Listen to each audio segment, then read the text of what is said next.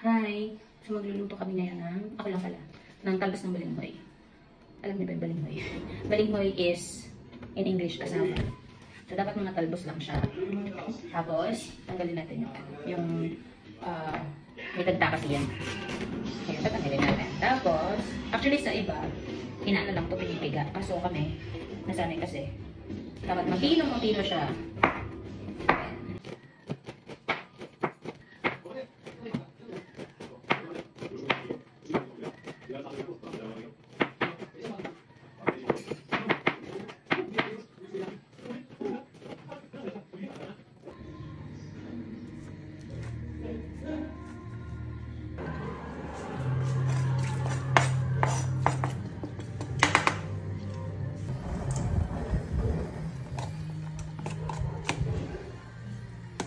Ayan.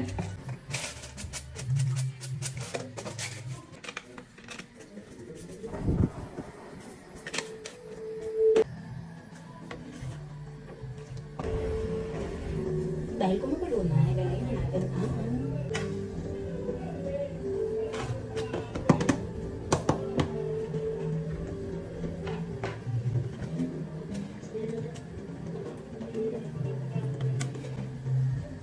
huwag naman super duper halo. Yung mababasa lang siya. Nilagyan ko na rin pala siya ng sili. Nalimutan ko lang. Siling green and red. And that's it. Okay na siya. Bigla lang isang smile.